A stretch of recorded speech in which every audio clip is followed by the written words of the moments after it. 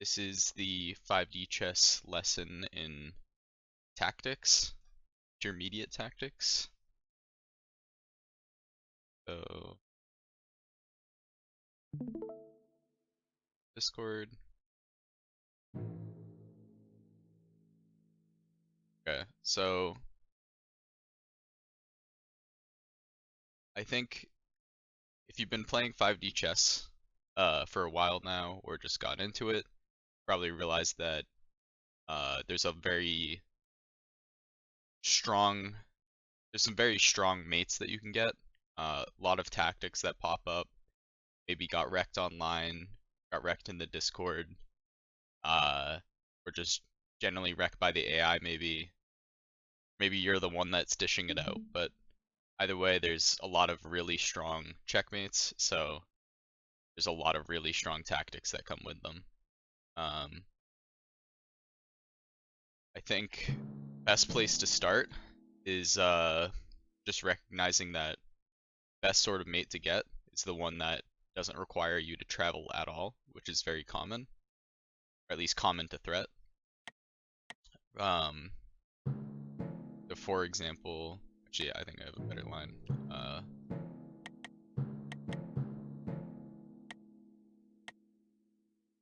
A lot of people commonly play this, and you'll see them play c3 here. They don't play something like that.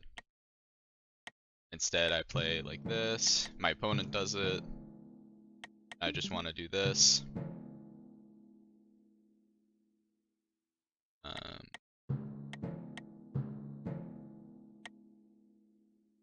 Just make sure. Yep. So now I've left open this path to my king here. My king's exposed. This queen is able to go back 5 turns or 4 turns from this square here. Check my king. Oh, just lose automatically. So I think this probably is pretty simple. Probably seen this before. It just goes to show that you can't expose your king. That's the number one thing you can't do. And most puzzles are going to start with just exposing the king. The next part of that, you can see that I had to wait a while for this queen to be able to check the king. Next part of that is being able to stall for checks. And then you just go for the mate. So I think those 3 parts, exposing the king, stalling for time, and then mating, make up like 90% of mates that you'll see. A good example of this is this line. So these lines that I'm showing are not extremely realistic. They're just to kind of show a little bit of a puzzle.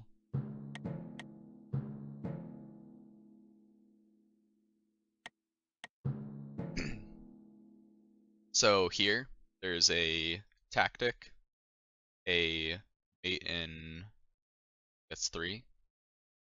If you're watching on YouTube just right now, I would try and find it. Maybe pause the video. But I'm just going to show it now for showing it off. So, like I said, the first step is to expose the king. So when I see this position, oh, also one thing I should mention, like almost like 99% of tactics, puzzles, or whatever are going to start with some sort of check. And so the first move that you look for is a check, usually. So check here. This is not immediately looking too good. There's like a ton of pieces that can take this. So I'm gonna look at this check. This goes up 2, hits the king. Up 2, back 1. And the only thing that can take this is this f pawn. This very clearly exposes the king on this diagonal. So then my thought is like, oh, well, how do I exploit that? So I think about this. Just play it out. So if I move my queen here, it's too early. This is going to go back 1 here, the g6. Then it's going to hit this f pawn here on f7. This is probably this isn't going to be very good, because this is just going to get blocked by playing g6 here. So I could try and find something better. So like I said, expose the king, stall for time, and then mate. I have one good stalling move. I can just like sack my bishop here. That buys me the extra turn I need. So it doesn't really matter what they take with. And then here I go, and I win. You can see that here I'm going through f7. If I had done this a turn earlier, then f7 would be a pawn, and it would not be a mate. So that's kind of the basic idea. That's just a very basic mating strategy. Okay. Yeah.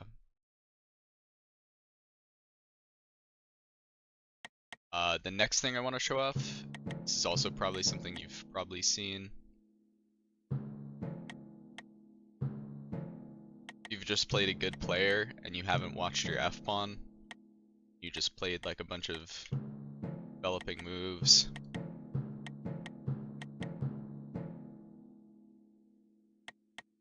Time goes on. You've left this queen staring at your f-pawn for like the entire time. And you can see that I just now have this travel here.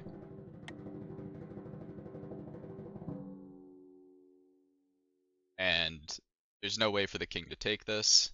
This is just 2D mate back in time. The only way that the opponent's going to get anything is if they counter travel and travel back far enough. Here they don't have anything, so it's just an immediate win.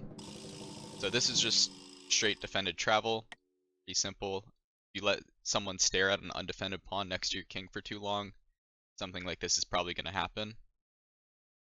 And even if I'm not just straight defending the piece, there's usually going to be something where you can delay and mate, same general strategy that we just talked about. So,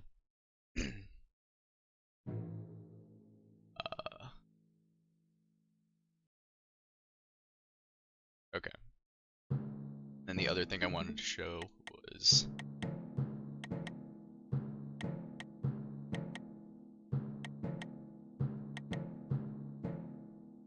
so I'm just gonna kind of make some moves to stall for time here.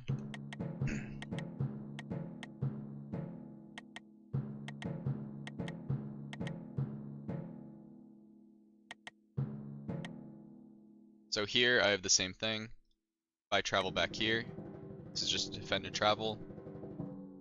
While this isn't 2D mate, so the king could move here. It is 5D soft mate, because looking at this queen, checking kings up a timeline in the past, and there's nothing you can do about that. So king can't take here, this queen defends. So this kind of just looks similar to the one before, where I'm just doing a defended travel and there's nothing that they can do. This is soft mate, so the only thing they can do is travel from the 0L board. And in this case, that's actually deadly. So they have the same thing, but it's further back. So this becomes a counter travel.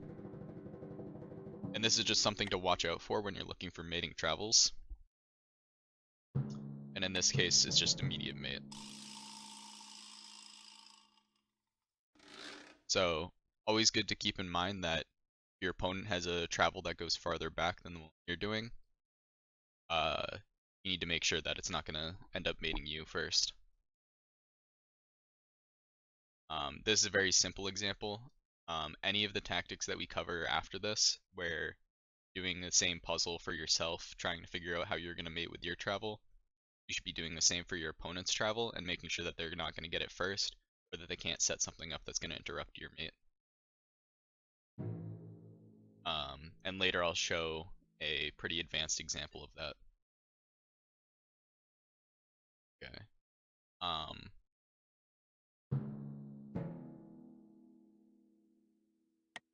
So trying to think of the best way to set this up. Really think about if I want to do this.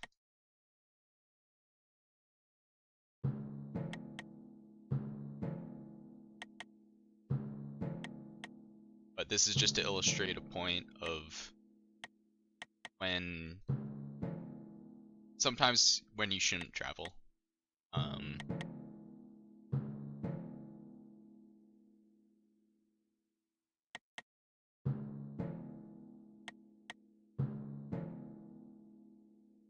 So this king's been here on f7 for a bit now.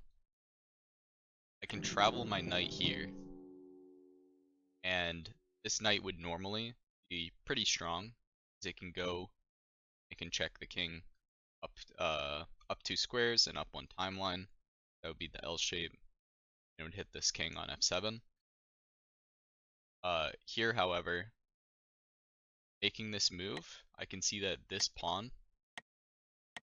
is able to capture my knight, because this pawn will go down 1 timeline, left back 1 turn. That's the diagonal capture. Then it's onto the same square. So one thing to be kind of take a note about is that any time that you travel 1 back onto a pawn, they're just going to be able to capture with the pawn from the other timeline, and that can really screw you up.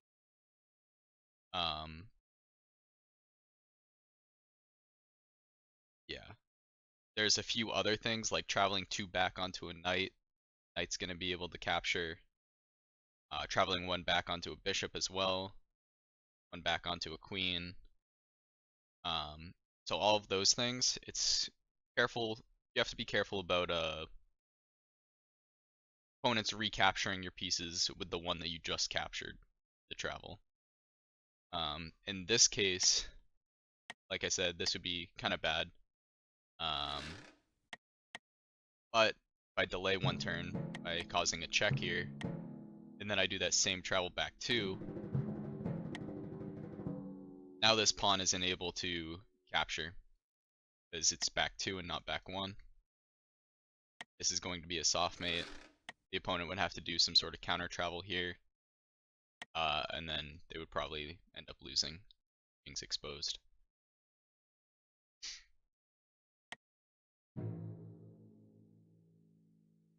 Okay.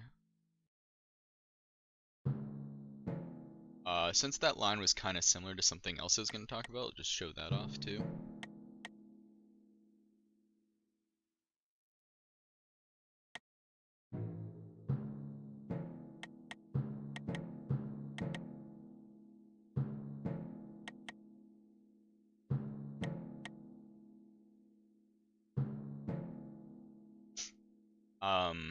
So this is kind of an opening line that you might see, where it's knight f3, e3.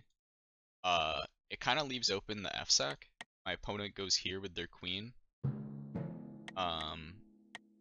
They are now threatening to travel back to turn 0 onto the f pawn, and this is a mate in 4 if they land this. I think we've talked about openings, or someone has. If not, that's coming up, and in which case you'll probably figure out the fsec. It's very important. Actually, I think someone's already covered the fsec, so in any case, that's something that you don't want to happen. So this is a little bit of a tactic that come up in a few places, where, yeah. Also, one thing I should mention again, 3 parts of expose the king, stall for time, mate, happens here kind of as well in some ways. First thing that you want to look for when I'm thinking of a tactic here is a check. I have literally no other checks except for 1. So that's probably what it's going to be.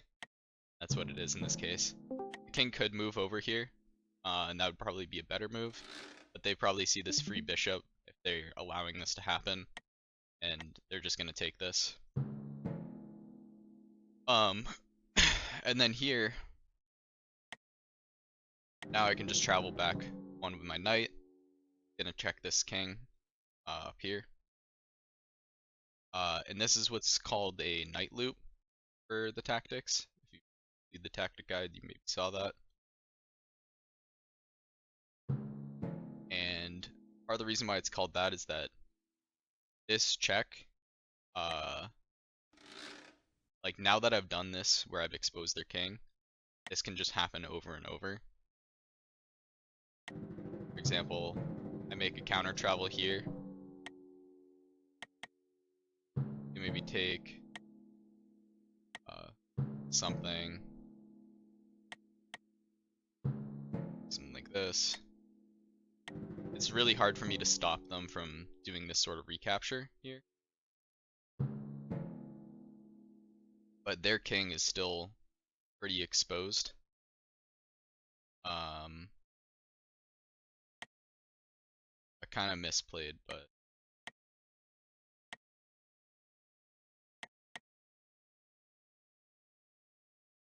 so in some ways you can kind of just do a very similar thing.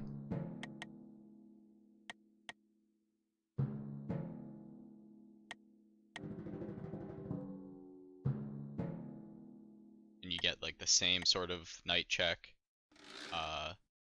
Really what I should have done here, I should have played knight g5. And when this knight goes to capture my knight, I send my knight from here to capture back. And then it just creates the same mate, and I don't have to travel again. Yeah, that's the knight loop.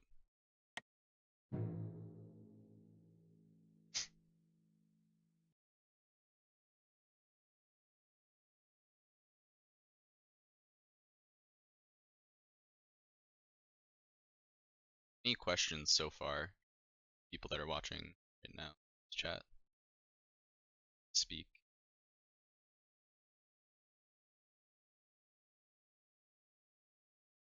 You can also type in either the voice chat channel or the streamer matches text, and I'll read that.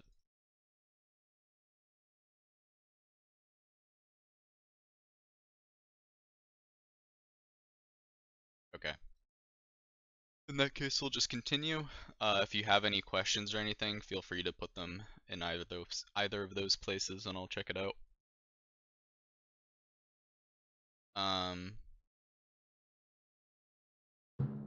Next tactic I wanted to talk about is phasing. So maybe you've seen this before. It's pretty important when it comes to like FSAC stuff. And the thing that it has to do with is pushing some piece and traveling through that piece. What I mean by that, we'll often see it with this F pawn, this bishop behind it. So I push my F pawn, and you can see right now that I have no way to move my bishop. If it goes back one turn, it would hit this F2 pawn. But after another move, you can see for some reason I just have like all of this movement ahead of myself, despite the fact that this F file has been blocked this entire time.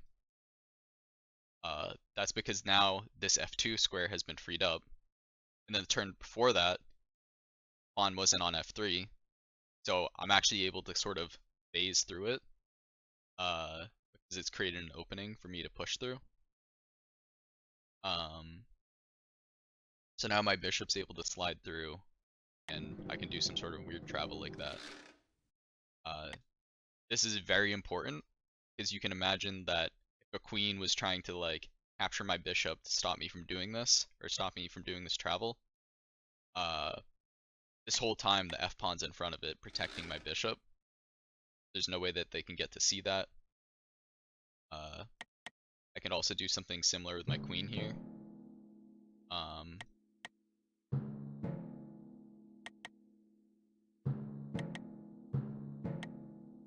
And now my queen's able to phase right through, and I can do some really bad travel to d7. So this is what phasing is. At first it doesn't look intuitive. You have to get a good sense of like how to count out these things and make sure that they're going to time out when you want them to. Once you do, you can get a pretty good grasp on it. Sometimes the way that I think of it is that if I want to travel, if I want to phase through this, I think about if I push this turn, where will it land? For me, the way I do this is I think that the travel is going to go through d4 if I push it to d4 now.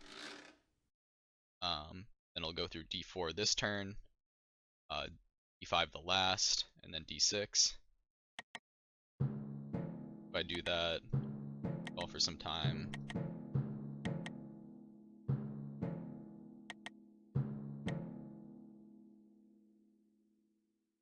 See that this turn that I pushed it, going through d4 on that turn that I was talking about. 5, and then it goes back there. So now to show a place where that's pretty important.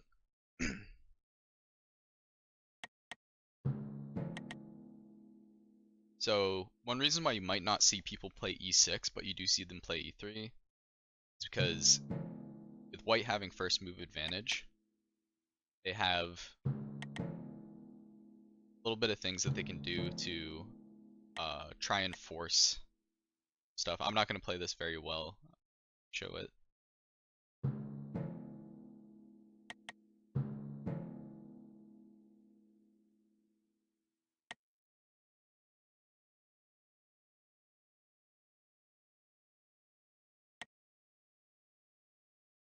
So here, if you ever see your opponent pushing some f pawn and it looks really weird, you may want to watch out for the fact that this might be setting up some sort of phasing travel.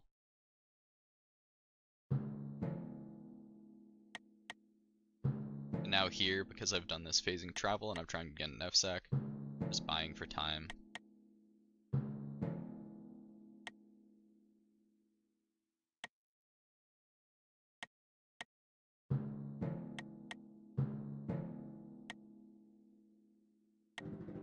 And also one thing as well, when you double push a pawn, you actually open up an even larger window for you to go back through.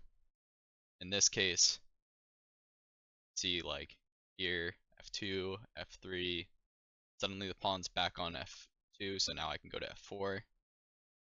And that allows me to travel all the way back here, get the fsac. And you should know that this is forced mate. While I'm here, I'll show it. First move is knight h3. This is a rare circumstance where the mating is not going to be starting with a check if you're just looking at this part with a puzzle. Usually like every move is some sort of check. This is not one of those cases, but we did start with a check, and like I said, the first part of this was expose the king. So expose the king. Now I'm trying to stall for time. So I give a check to stall for time. They tried to block off this f file. Now I play c3, now that I've stalled for time.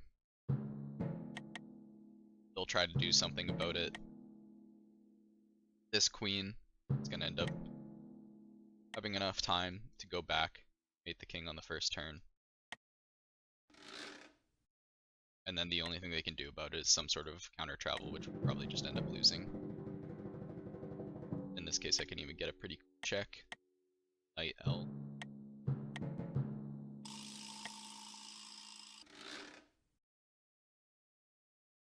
Okay. So that's phasing. Also show a later example of where that can kind of pop up.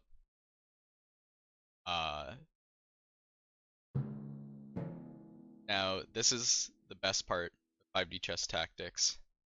I think a lot of the names kind of make sense so far for the tactics. The knight loop, you're obviously using a knight. Defended travel, I mean, that's pretty basic. Phasing, I think that's a pretty logical name for it. And then we have this tactic that you'll just see people talk about like non-stop, called the Tchaikovsky. Um, so it's also called the anti-castle travel, but not as much. I think people just like saying Tchaikovsky. And yeah, you'll see that pop up quite often. And that's a way to disincentivize people from moving their king towards undefended squares.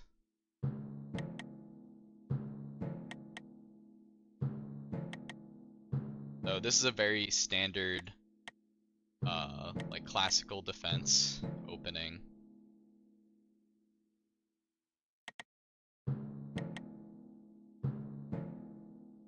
I've seen this position like a million times probably.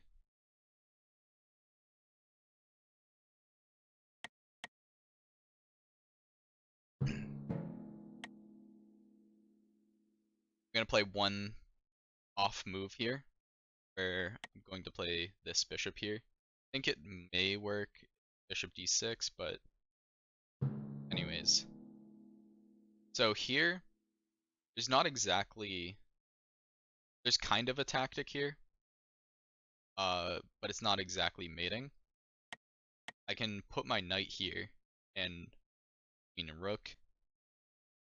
This is kind of just a 2D tactic, kind of winning, except for the fact that I'm just throwing away my knight.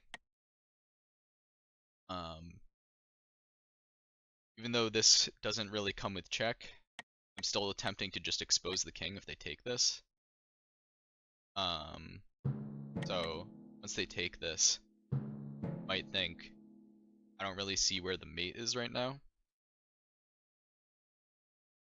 Because kind of hard to see anything, like, do I put my queen here, get it taken?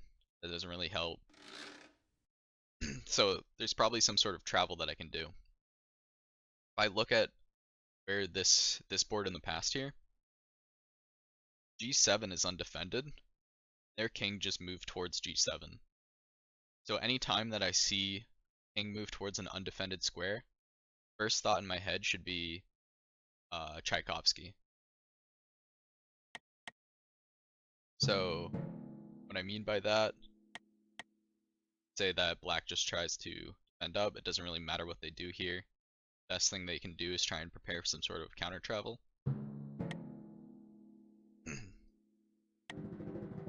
Let's travel to that undefended square that they move next to with their bishop. Now I've actually soft mated them. This bishop is checking this king above on a timeline.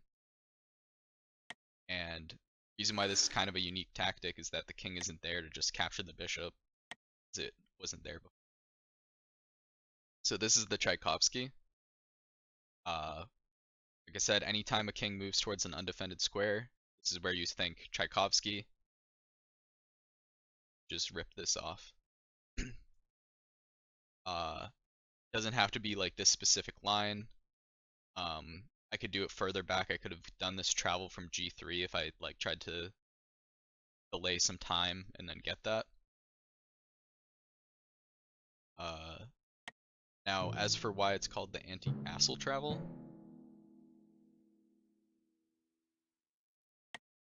I just play some moves.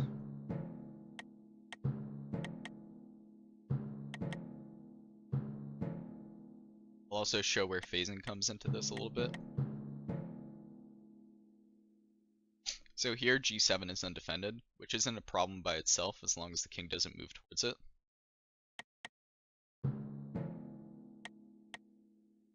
But now they castle. g7's undefended.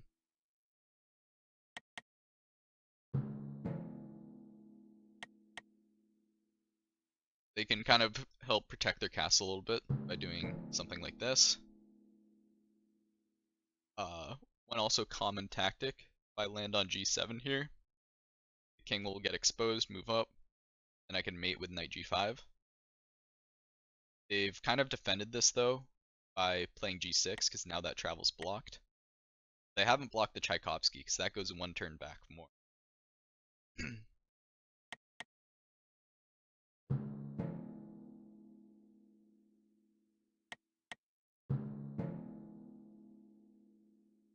did I do? So right. Forgot to count.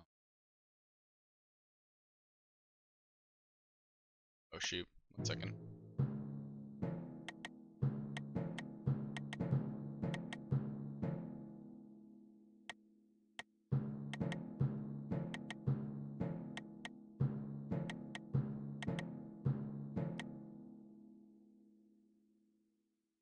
I was 1 turn too early for it.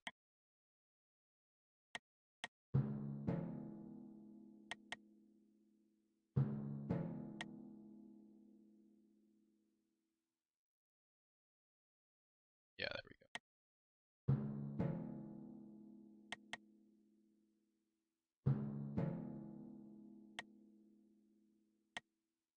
So here you can see I did some weird G-pawn push, which at first glance doesn't really make a lot of sense. And if instead of taking my knight here, they had played something like bishop g3, could have stopped me from being able to mate me here, or from me being able to mate them. So here I play bishop g2. This is to set up a phase actually. This phase now goes through g, g4, on not there before, 5, g6, then I can land on g7. This king moved towards g7, which is an undefended square. Now I've done the anti-castle travel, which is also the Tchaikovsky. But yeah, anytime that you see king moved, I've said that a lot, but anytime you see a king next to an undefended square, you can get this tactic. Castles are very common for that. That's a place where someone's going to move their king. You can also force them to move their king next to those squares, like rather than that previous line where I took a knight, where I moved my knight to f7, you did that with a queen, you could also do that, and that would be very forceful. Bishops aren't the only piece that you can do this with. One sort of line that I've gotten in the past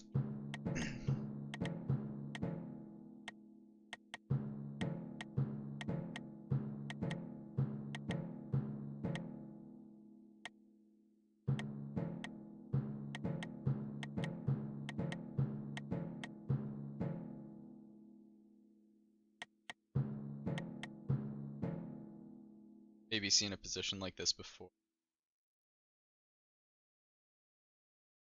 Second.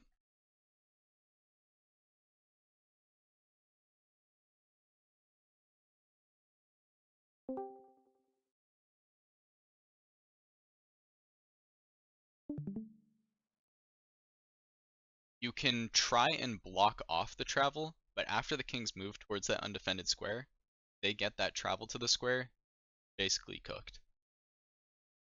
This is answering a question of, can you defend the square at all after the king moves to defend? So like, I could castle here, and then after this play g4. That will block my opponent being able to see that travel to g2. However, g4 would be really bad here because that's just exposing my king. So yeah, disrupting the travel is usually a good idea. Like, especially if they give up a lot to try and get it, you can like throw your pieces at them, try and stop it, or you can set up some sort of counter travel to try and either recapture it or checkmate them before. Let me know if that makes sense.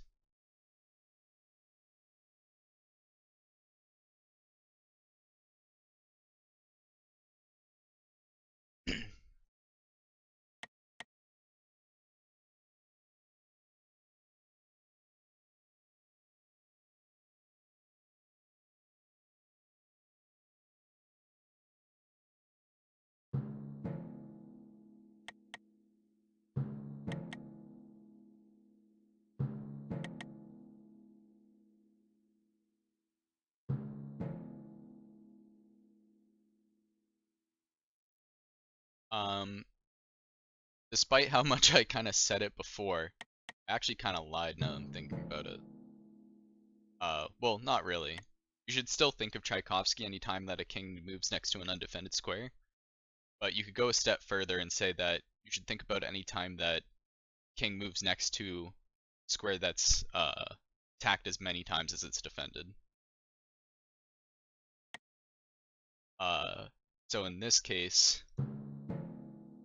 this king next to a square on b7, which my queen is attacking, their queen is defending it, so it seems like it should be fine. But some time passes by and they don't really care about that. I can't really get anything like looking at other travels. Like I don't see anything that's not a Tchaikovsky that I can get.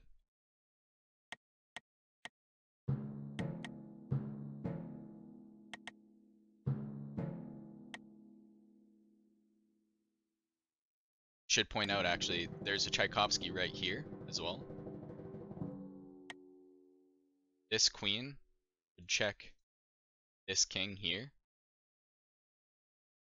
This would be one turn forward, one timeline up, quadragonally, so one square to the right, one square up. That would check this king here. So this is one Tchaikovsky, but the one I wanted to show in this case is that if one more turn passes by, I can actually travel here.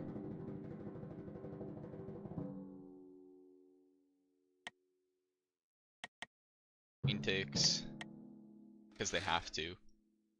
I'm checking their king across timelines. Then I can get a Tchaikovsky. So, even if it is defended, if you're attacking it before they castle or move their king, you can actually still get a Tchaikovsky. So this can pop up in like a lot of places. And I think this one is kind of tricky to think about too for some people. Because you think like, oh, I'm going to defend this square before my king moves to castle.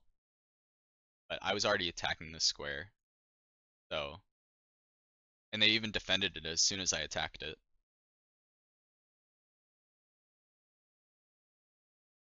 So it can be tricky to castle because of this. Castling can still be good. You just need to figure out when they can't get this and when they can't open up your king. Usually that's going to be once queens are traded off and once a lot of bishops are traded off or something like that. We had traded queens here before this all happened.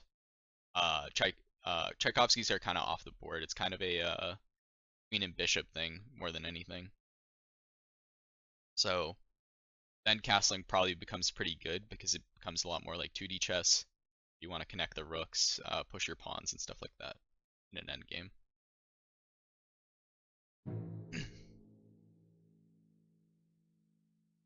Okay.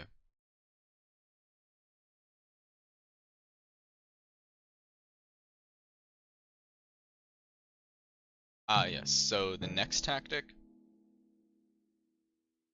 uh, unlike the Tchaikovsky, which the name doesn't really make a lot of sense at first glance.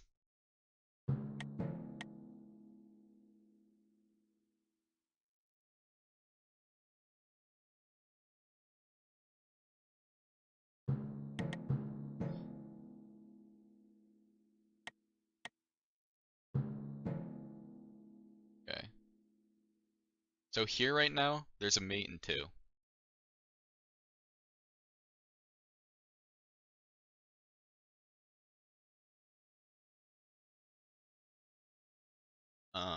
So you can see if you can find it for yourself.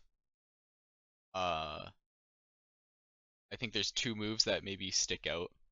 Like I said, you want to start with a check. Want checks basically the whole way through. Yeah, I can show the past.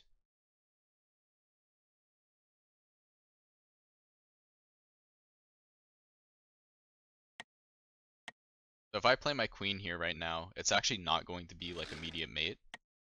So we'll go through here to b5, c3, and it's going to hit d7 and stop right there. And I'd like to buy a turn, but I'm not sure if they'll allow me that.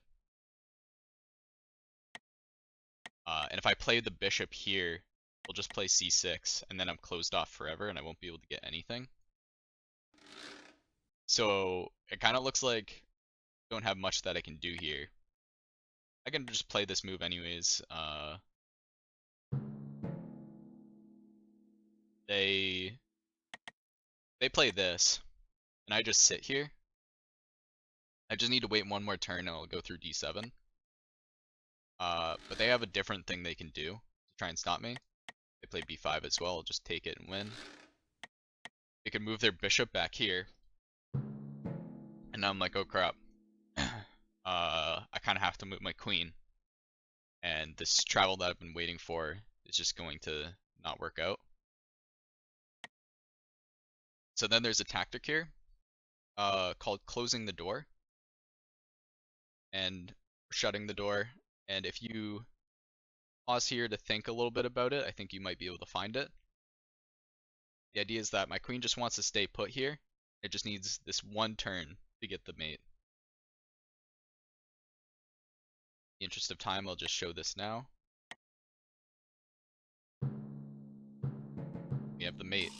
So even though this bishop is in front of us this turn, it wasn't the last, which is what we need to go through. So we can go through b5, 6, 7, towards the king. So this is kind of one of the delay tactics. Like I said, the sort of 3 steps are expose the king. In this case, the king's already exposed. Stall for time, and mate. This is the stall for time right here, which also coincides with the mate. So this is a very important tactic for stalling for time. One other thing that I forgot to mention, but I'm thinking about now, stalling for time, one great way to do that is just stall checking your opponent, throwing all your pieces at them, every check that you can get, and you get a mate. So I think that like kind of covers a lot of the tactics that would actually really need to use.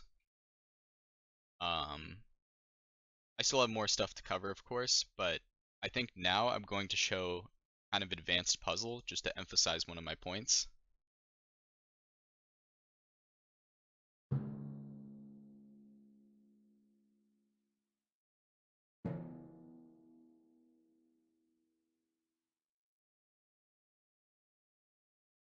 Okay. I can't remember what this is mate in, but I think it's like mate in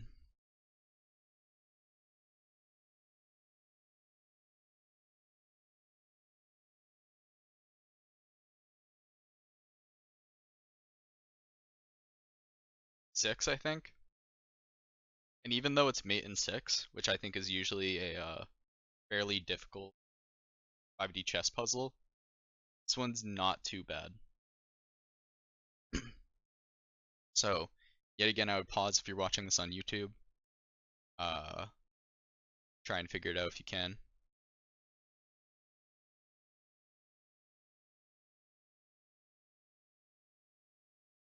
People a second to think about it.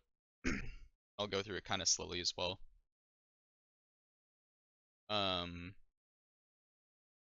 As I said before, most things are going to start with exposing the king and some sort of check, and usually like checks a lot of the way through. In this case, we only have one way to.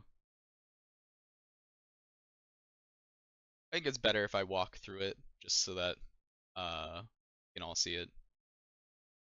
So I'm gonna do that.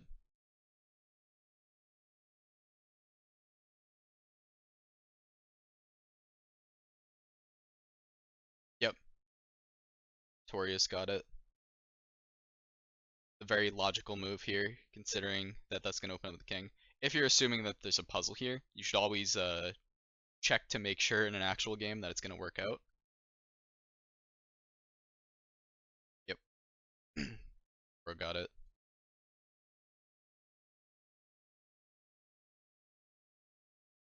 Okay, archery got pretty good attempt there too. Yeah. So I think you guys are getting at least the first part of this.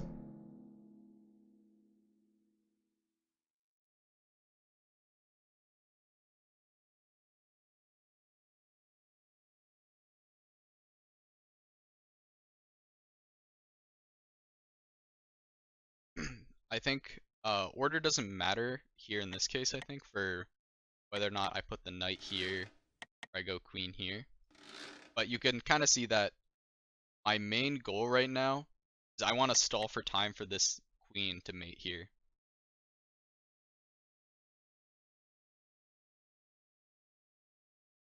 Actually, it does matter the order. Yeah, Nikita got why the order matters.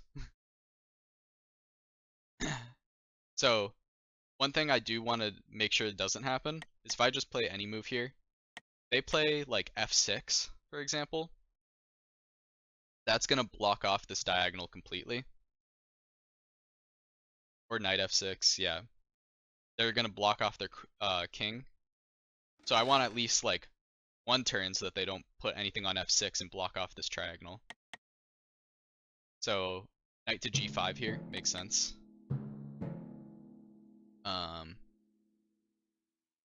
So yeah, now I need to stall for like a good while now, like be 3 or 4 turns. My queen on b2 can mate. Does anyone have any guesses as to what I would do here for my next move?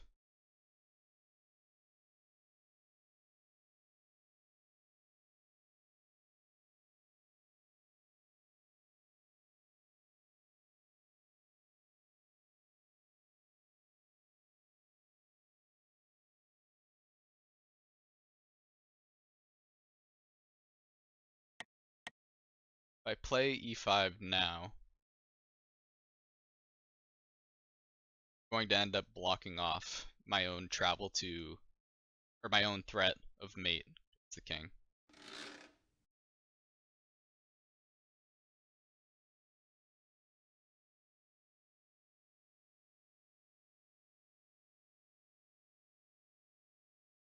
This is kind of in theme with the tactic that we just talked about last. With closing the door, I should say. And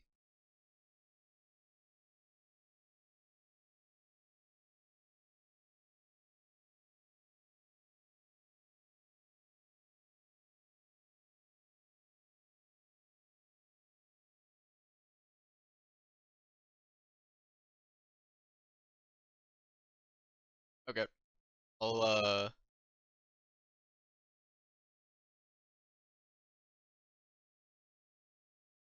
I think you're kind of getting the idea, but the move here, JLM got it, is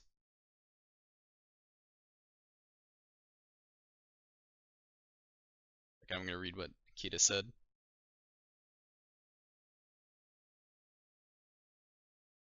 That's a great analogy. Akita said, I'd say it's similar to waves in the water. You threw a stone in the water. In this case, King G7 is a stone. The waves spread out and you gotta catch at least one wave. So in this case, the waves that he's talking about are the propagating like time checks coming from this king. And right now we've kind of extended where the waves are going. And they're all spread out around like I think like E5 is where it's going right now. So this wave is coming right towards the king, where the queen wants to be. We just need a way to catch one of these waves. The JLM got the move. It's queen b2. What I'm gonna play here, it's kind of similar to before. I have no way to close this off. Running away my king is probably just gonna make me lose immediately because I'll just like move my queen forward, and I have no way to like really attack it well.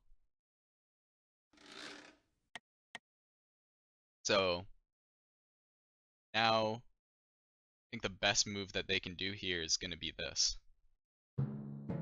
And so now do you see the way that you will win this game?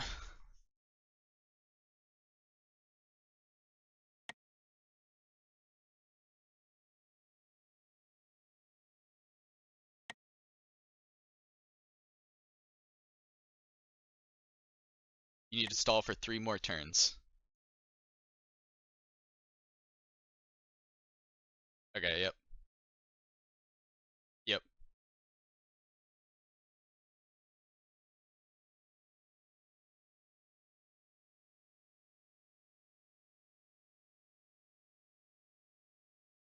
And also, one thing you can't do, you do something like this, you're blocking yourself off from seeing king at this point, because you're blocking off the wave as well as the queen.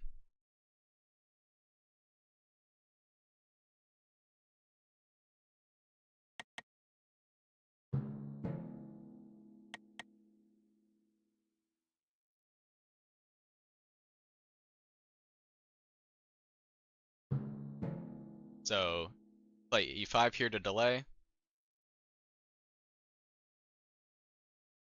but now the queen's attacking our queen again. We still need like another 2 turns. And then of course, like right now, to follow Nikita's analogy, I think the wave is like on e4 or c3 or whatever. We just want to make sure that we don't block that off. If we do something like this now, we're gonna block it off. So we can play this now.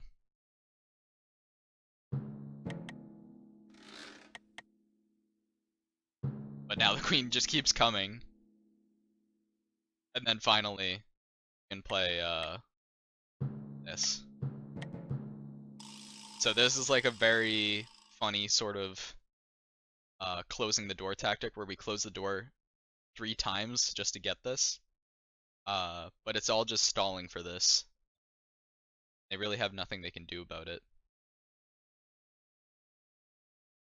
And you can see that every step along the way, like going through e5 here, we close that off to the queen, but not to this. e4, we close that off to the queen, but not to this. e3, close that off. So this is a cool little tactic, really emphasizing the closing the door. Important to see these sort of like tactics. I've had this happen in a game, which made me think of this. I think I only ended up closing the door 2 times in that one. This is kind of funnier, so. Okay. Next puzzle I'm gonna show is kind of a mix of all the tactics that we covered. Good few of them.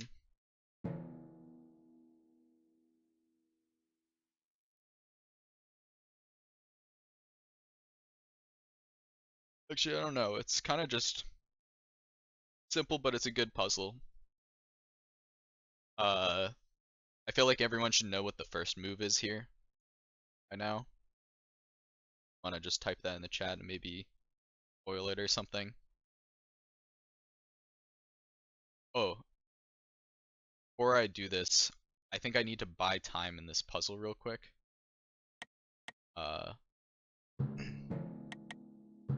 Just to set it up.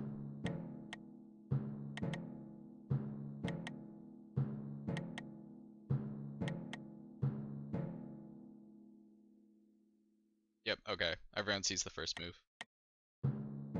Bishop to f7. Starting with a check, exposing the king.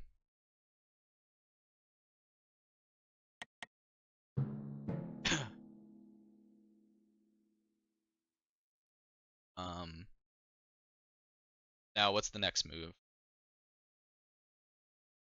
I think generally you probably get the idea of what our end goal is here.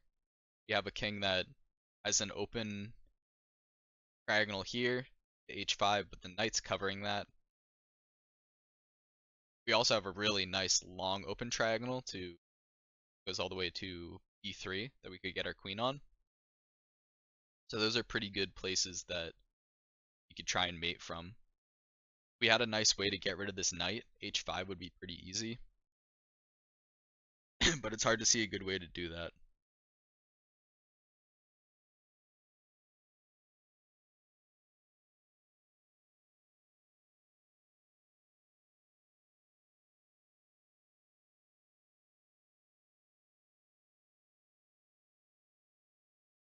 Kind of can. There might even be a secondary solution actually. Like, that's a good idea. I'm referring to Pretorius's idea of using h5 to open bishop on f4. I think Like, there might be some solution where you do something like, I'm not sure. But it's a good idea to think about, like, uh, yeah, maybe works. Knight takes h5 here, which opens up this f file for the bishop. Yet again, another way to expose the king. Maybe have our knight take.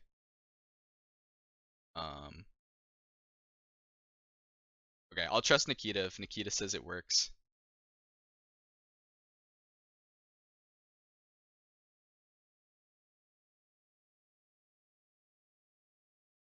Okay, maybe bishop f6 to close.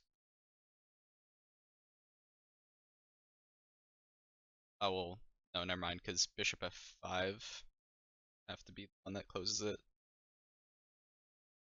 Then I'm thinking knight takes, g7, king takes, bishop g5 maybe.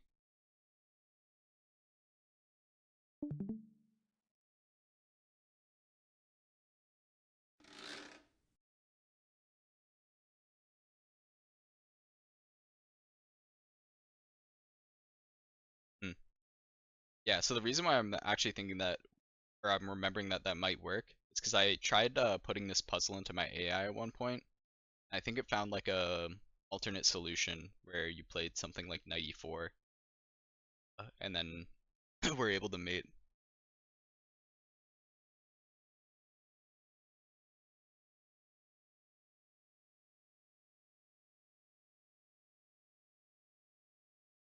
With the idea of getting this queen to b3 though, does anyone see what the like moves would be for that?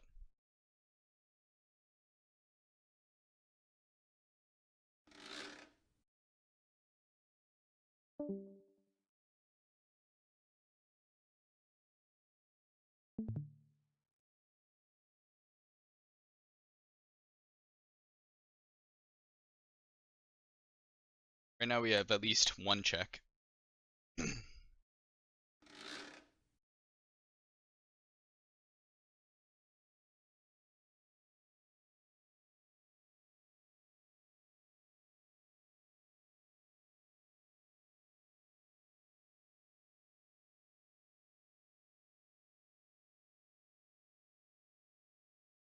I'll give like a little bit longer for people here to try and see if they can figure it out. I'll play through the next few moves.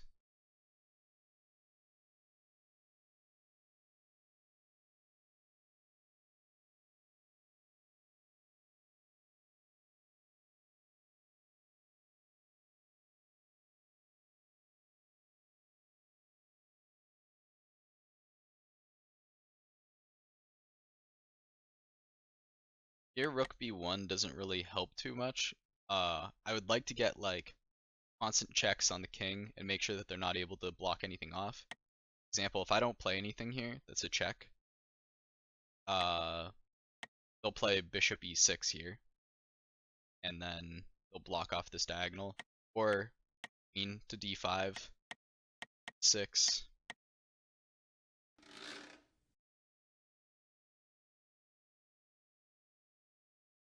So I think a check here would be very good. I've kind of figured out what that would be because it's the only, there's only two or three checks.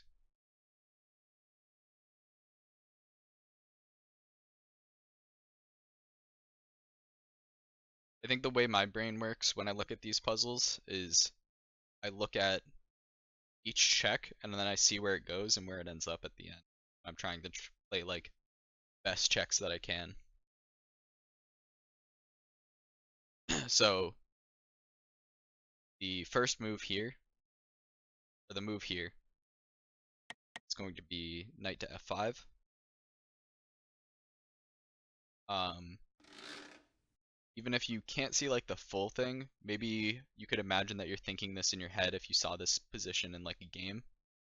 So you wouldn't actually play just knight f5 and then see where it ends up. You'd probably calculate this all out, but in my head I would think knight f5 and then I would try and see where that goes from there.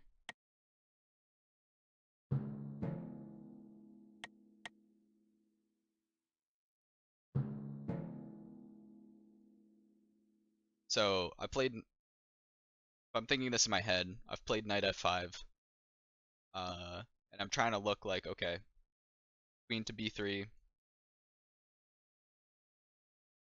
still needs a bit more time for my queen to be able to mate. Like 2 turns off right now. I need to be able to stall for just 2 more turns. So, now that I've played knight f5, have I opened up any new checks? It's really just like my queen. If I play queen to b3 now, queen d5 will block off that diagonal. So I can't even like close the door or anything like that. But there is another check here. I'll show the full past. You can try and see the check.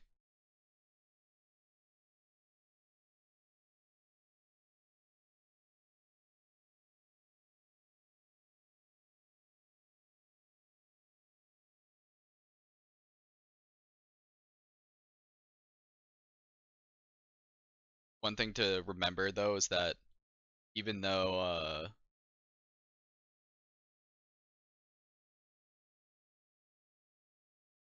up to where? The bishop up to where?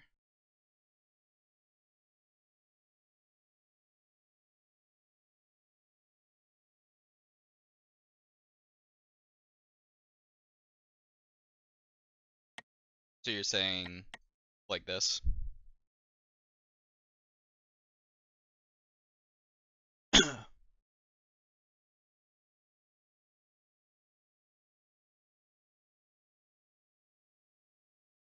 Oh wait, yeah, sorry. I'm uh this was the move I was looking for, but some reason I just assumed that you're talking about something else. Okay. Yeah, this is the move.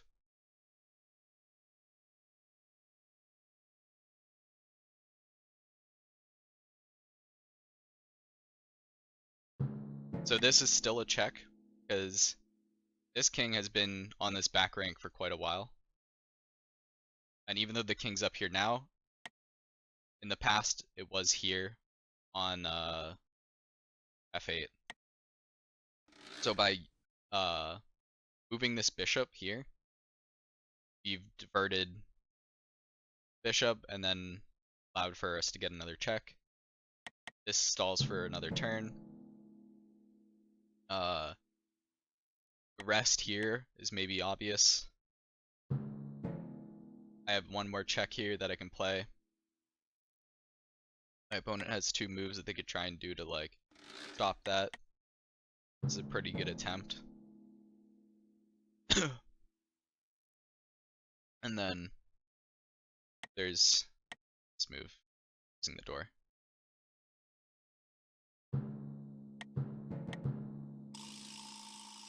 So that's the intended solution, but now that we're going through this, I'm starting to realize like might be a good few more solutions. Just goes to show how bad it can be once your king is on f8 or f7.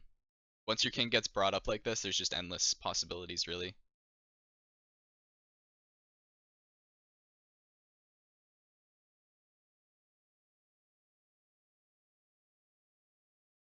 Yeah, Nikita brings up a good point as well, which is that when looking for a travel, or like just any sort of tactic really, uh, question what if my piece was there, and calculate that line well.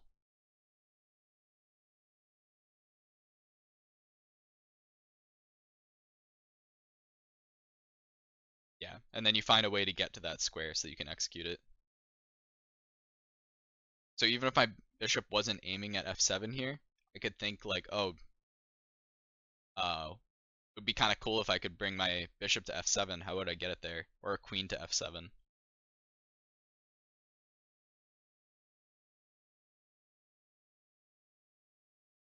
Yeah, Artorias says just play as if you can cheat, which is a good way to look at it. Like if I could just cheat and drop my queen onto f7 here, it would just be mate. So if I could travel to f7, that's just mate as well. Can I force a way to travel to f7 is also something you could ask.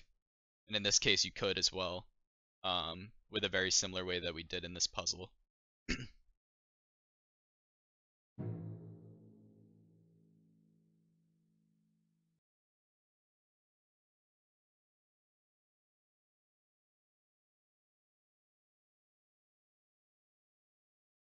That's the main things that I wanted to talk about with tactics. I think that's pretty much all the basics.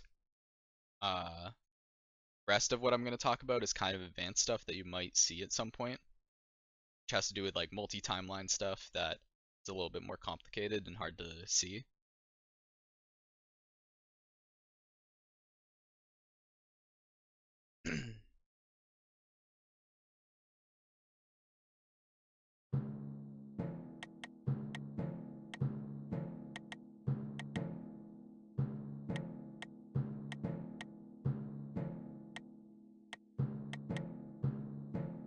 So both players here have left open the F-Sec. And it might seem like it's good for white to go for this. Well, kind of not really, either way, but it might not seem like it loses immediately. But there's a really cool tactic that can be off if the opponent doesn't play it. So here I landed on F7.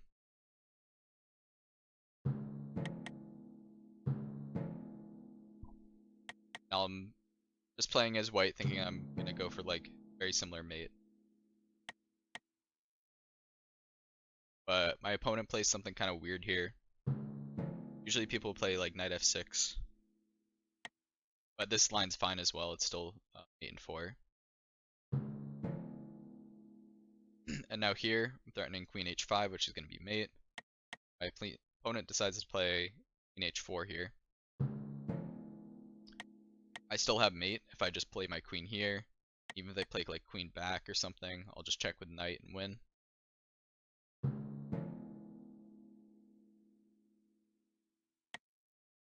My opponent is looking for counter travels. They can see that they have counter travel back to f2. So that could be good. But it doesn't seem like anything here is immediately too strong. But here they actually just have mate and 1. So this is what's called a Danrel, after the person that kind of discovered this tactic as a way to counter someone f-sacking you. So in this case, white decides to f-sack. And this travel to f2 on its own is not very good, because the knight's already on f3. So all white has to do next is play d4 and they're fine. Play d4 or e3 and they're fine. They have no way to have their king really exploited that much. This travel would normally not be good at all. But here, you can actually set up an advanced tactic. Makes it good. That's what we've done. If I play this, I just win on the spot, which is kind of cool to see.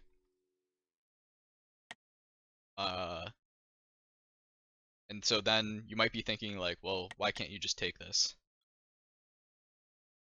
They've set up their queen to protect their own queen across timelines before they've done this travel.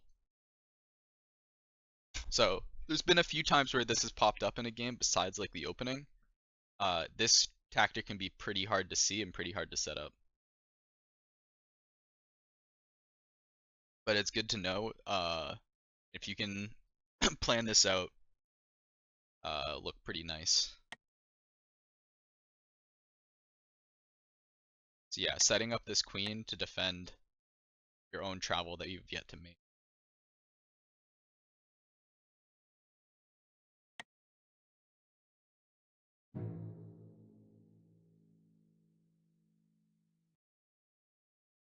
So that was one advanced tactic.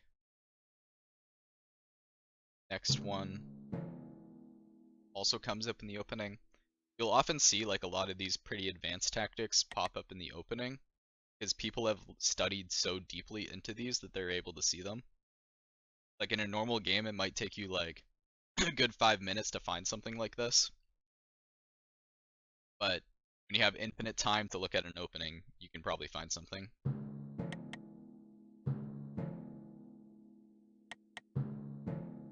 So this is actually a common opening line, which I'm going to use to illustrate like kind of a myriad of tactics.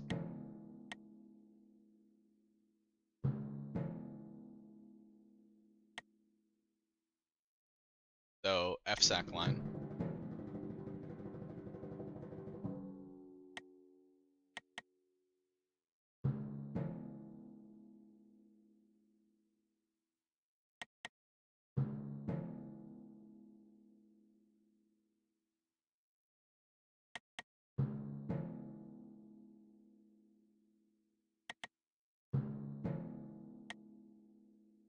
Opponent decides to play something pretty similar to like what we just saw with the Danrel.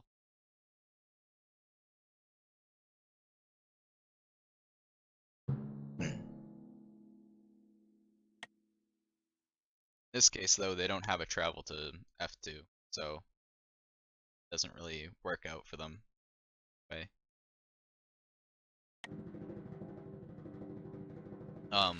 One thing I should point out is that you've maybe heard people say that time traveling is bad, that you should really only time travel if you have mate, which are both very true things. The reason for that is that with more timeline advantage, like right now, Black has the ability to make 2 timelines. So even though they don't really look like they have a lot that they can do, they have a whole 2 timelines that they can use to try and mate me. Uh, they have a queen that can go fairly far back.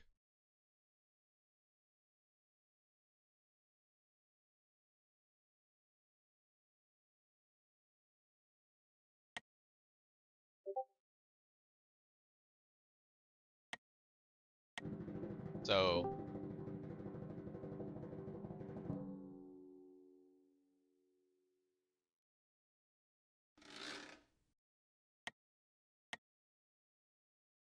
in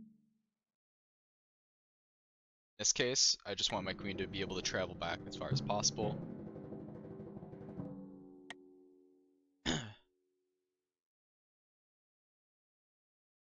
There's a few different lines from here. Like I could play e3, and then here actually, why can't I play e3? Is because of the same thing that we looked at before, Danrel. My opponent can take my f-pawn.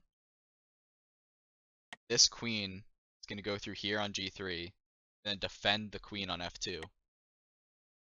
So if I play e3 here, I'm going to lose to them taking on f2, because it's going to be defended.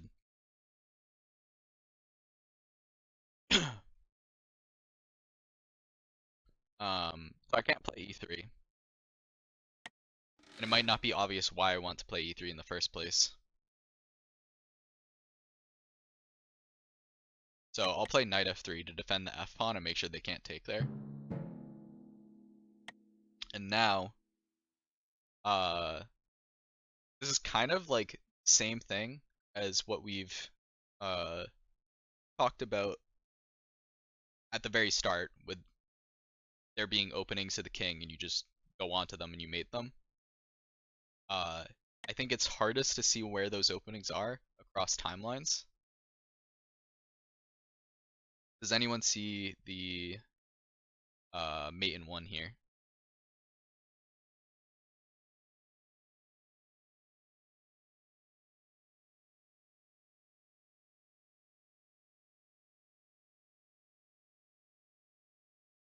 You guys a bit of time.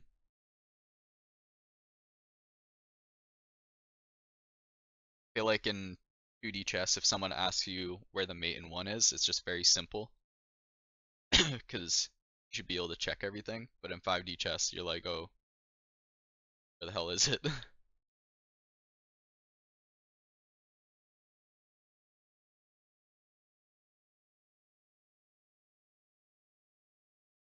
E6, like this.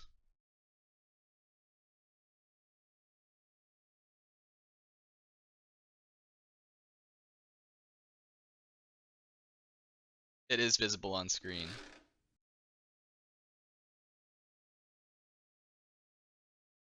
Travel queen to d6. There's no queen that can travel to d6 right now.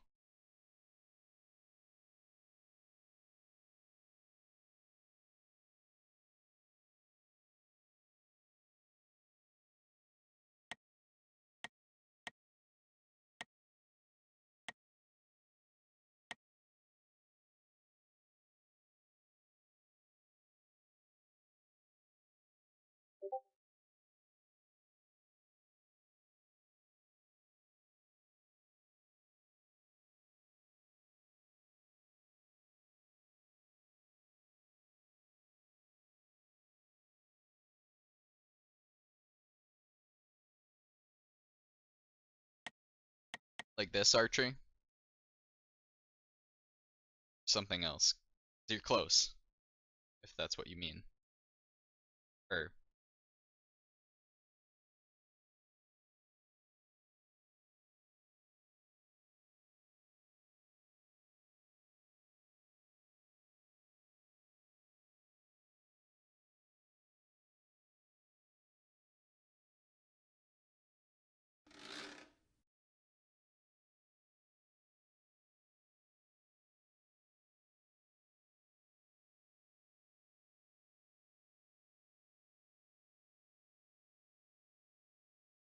sorry, I keep realizing that my cursor being off screen is making it. Okay, yep, you got it. Very nice, yeah. So our try says travel to make a timeline and travel to E4.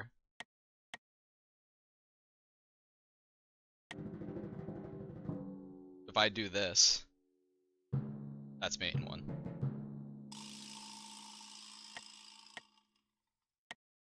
And this is mate in 1 because it goes through E3,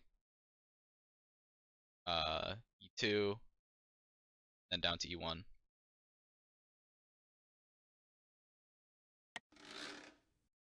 Yeah, the timelines are based on which player made them. So black timelines are going to be up. I think these are, yeah. Black timelines will go onto the negative side. This is -1L, -2L, -3L. White timelines go onto the positive side. So +1L, +2L, +3L, all that. So the reason why I showed this little like tactic and the opening off is that when you have a lot of timelines, part of your goal is to look for openings across timelines, and even timelines that haven't yet been created yet. Like we didn't have this timeline before, but by making one, we were able to exploit this weakness through it here, where we're going through this opened E2 square. And this is actually something that's very common where people will have E2 pushed on one board, but not on a timeline that's above it, and that creates an opening across the E file. Um, Sometimes you'll see like something similar where someone will have pushed D4 on one timeline, but hasn't pushed C3 on another, or something like that. And then that creates weaknesses across timelines that you can exploit. So it's important to just kind of look for all openings that you can exploit across timelines. Yeah, I'll recap you in a bit. No problem. So yeah, that's this. Just something to keep in mind when you have a lot of timelines or you have a lot of timeline advantage. You have a lot more stuff that you can look for, I think.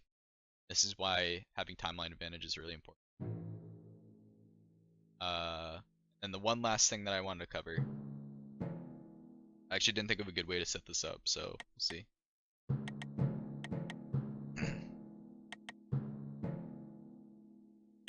Kind of just gonna be playing some random moves.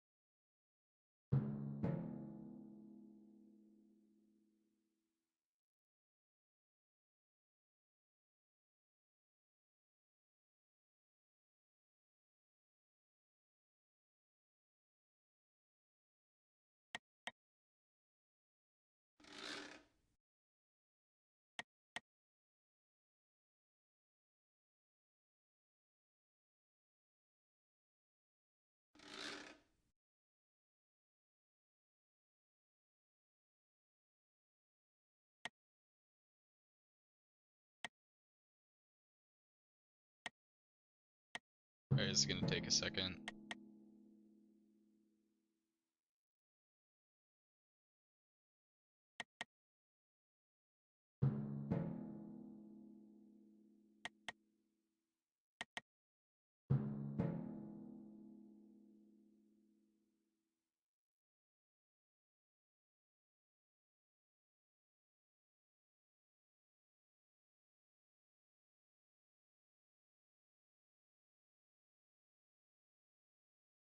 Shoot.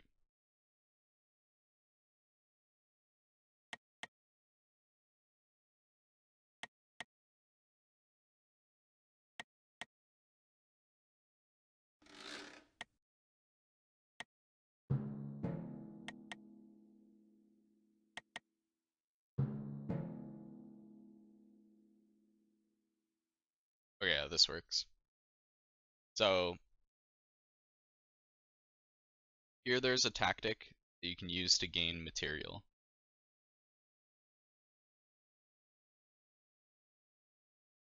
Never mind. There would be if I didn't mess up. 1 second.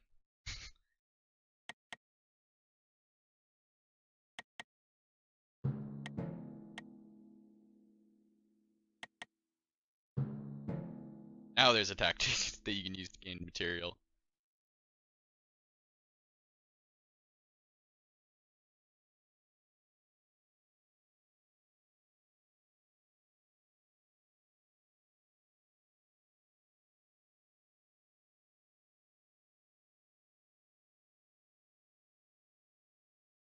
Since there's 2 boards, you'd have to give me a move for each one.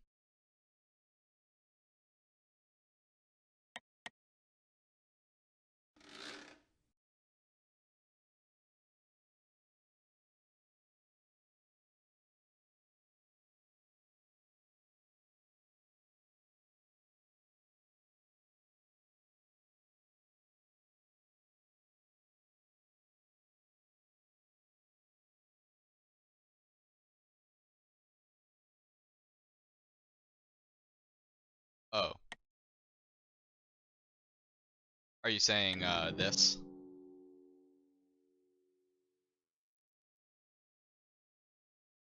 I see. This is pretty alright, I think. I have to think about it a little bit. As you could probably have seen, I didn't construct this position very carefully. Um, this gains pawn, but you can do a little bit better, at least for gaining material. Thinking we'll just move over here.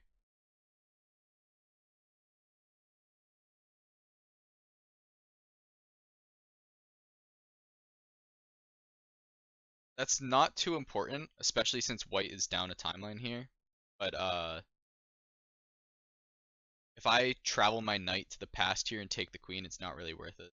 So the goal here at least is to gain something on the present timeline without doing some sort of inactive travel or something like that.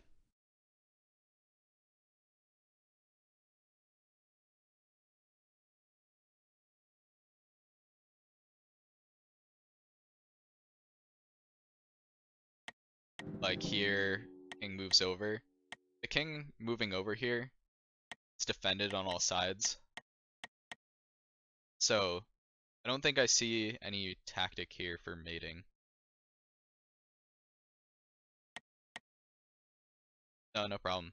I mean, this is a good thought if the, like, this isn't bad. Getting the king to move from a square that it's not really supposed to be on, pretty good.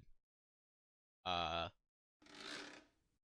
but here, there's a cool little tactic you can do to win some material.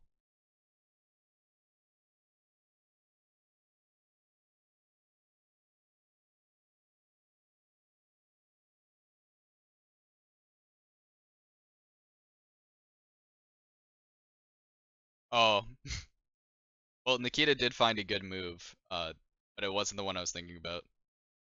I think I'll just show the move because I constructed this position pretty lazily, and it may not actually be the best move, but Nikita's saying knight g6 here, which is pretty strong because uh, pawn takes, you can mate.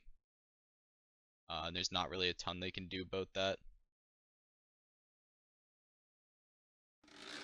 The move that I'm intending for is I'm thinking that I would love to take this queen that's on c5 here, and I can attack the queen across timelines using my knight. So knight to c3 will attack this queen on c5, but they can just move, like just move their queen. So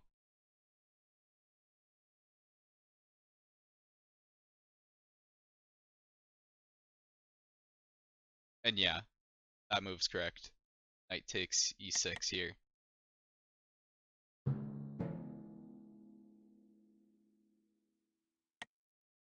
So I'm sacrificing my knight. I think the best move they could probably do here would be something like this, which I kind of missed.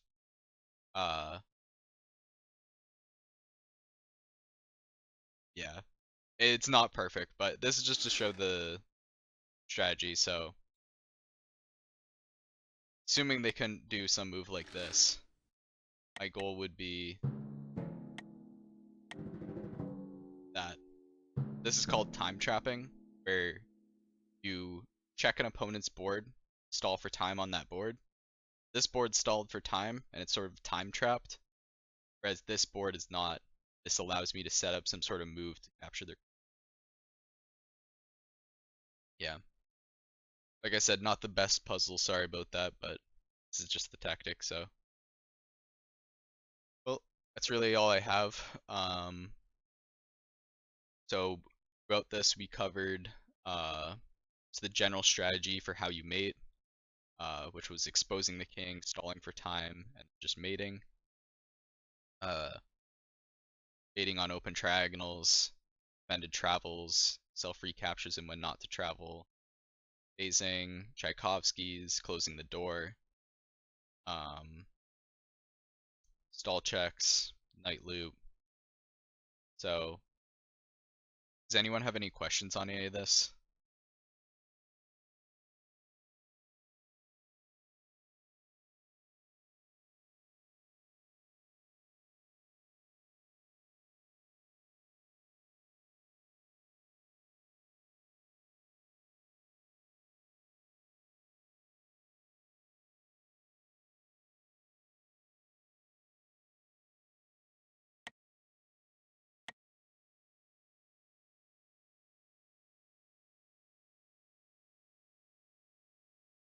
This video this is gonna be recorded and we'll be posting this on YouTube.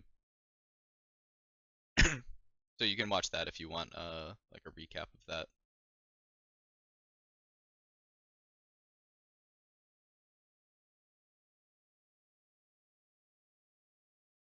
Okay, I think that's it. Um, yeah, this will get posted on YouTube if any of you guys missed anything and want to review some of it. I think the start of it's kind of pretty basic. It was just vetted travels and stuff like that. So some puzzles. Nikita, do you have anything to add that you think might be helpful? No problem.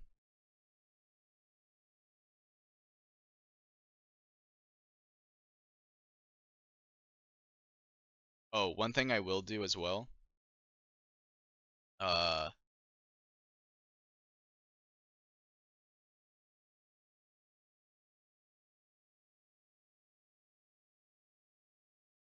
this guide's pretty nice, goes over a lot of tactics.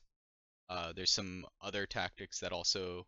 Oh yeah, that's a good one to cover too, actually. Otto Tchaikovsky.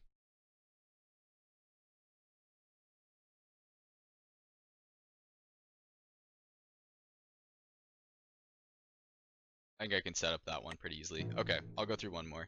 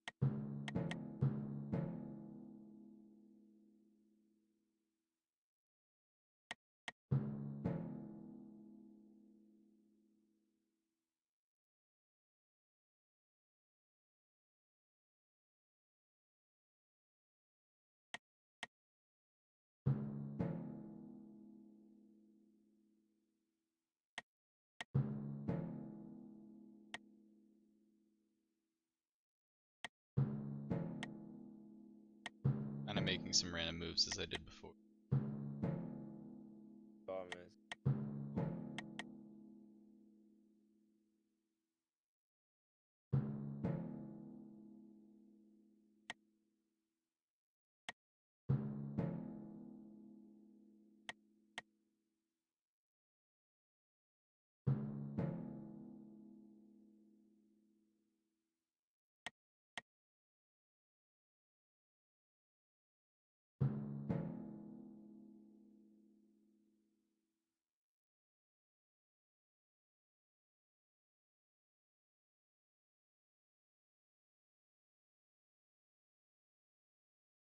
Okay, I believe this should work.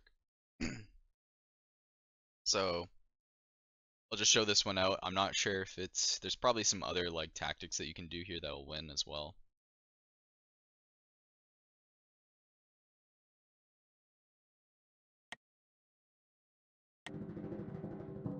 You're saying this. Think about it. Might win. Queen takes queen. Knight takes queen. Takes queen. Probably like something maybe. But there's a pretty straightforward thing here, which is going to play knight takes rook here. I don't want to take. I can't take with my queens or king. So queen here, and queen takes queen, takes queen, and even if bishop here, there's not really anything that it seems like they can do. There's probably some good ideas for travels and stuff you could get. But the thing I want to illustrate here is that the name of this tactic is Auto Tchaikovsky.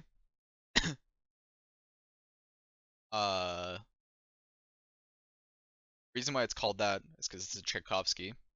King moved towards some undefended squares, kind of, but they're not really that bad. Real problem is that this queen is here.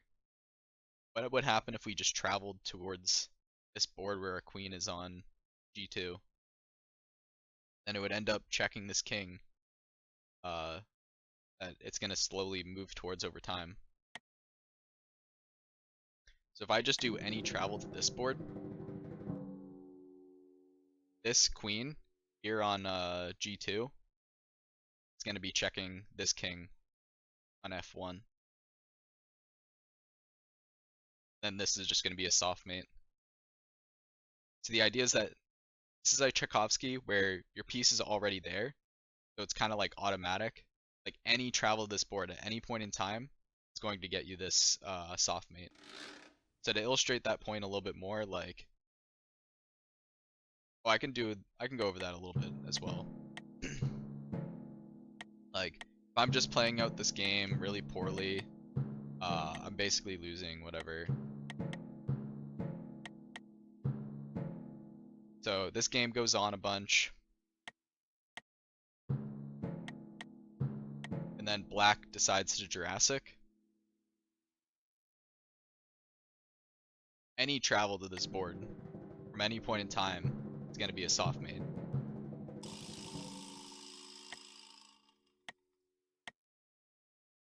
That's because this queen is here already.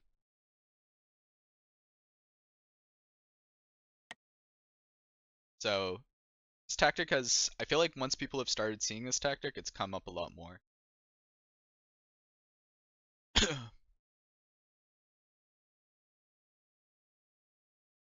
Sacrificing pieces to get the king towards where your pieces were in the past.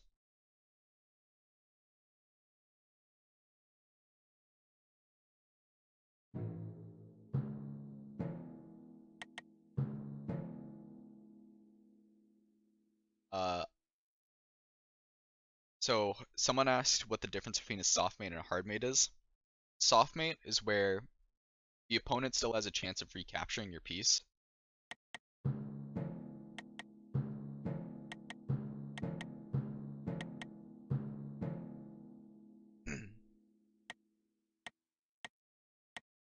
for like a soft mate example.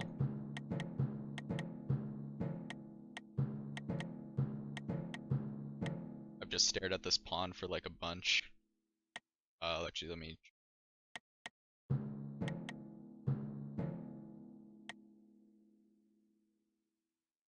So defended travel, which is what we talked about earlier. Very simple version. Here I've set up a Jurassic. Now I do this. This is a soft mate because well, my opponent can't do anything on this board. Like he's mated here. He's not fully checkmated and he's not hard mated because if I just didn't do anything here, like I Bomb Cloud, their knight can capture this queen, and this is gonna continue the game. I'm probably still gonna lose, but the game will still continue. So the game can progress from this turn onwards. It's not hard set to be on this like turn. You can't say the same for a hard mate. Try and think of a good way to set one up.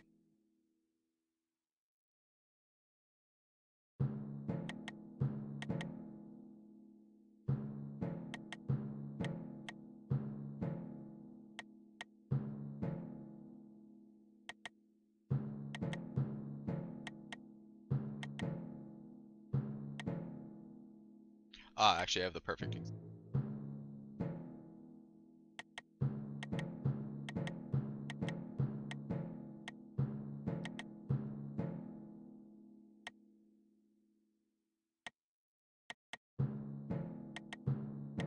This happens in the FSAC quite often actually.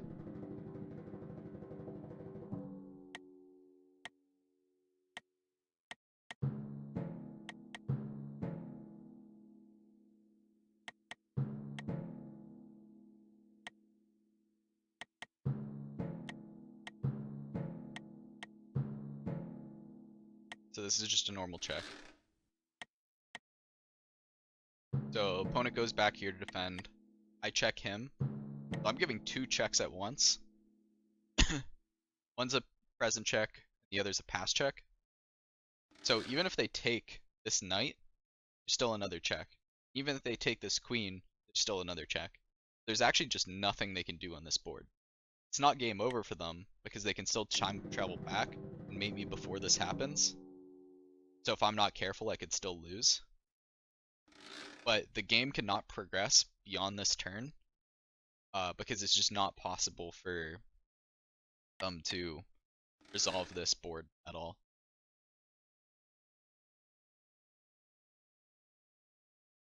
And you can actually get hard mates in 2D chess as well, I think, depending on how you like kind of define it. It just doesn't really matter because it's still checkmate either way. Yep, it's kind of like a double checkmate. You can also get two pass checks, and that would be the same thing, as long as they're both on like the same turn, same board. Okay, I think that's it.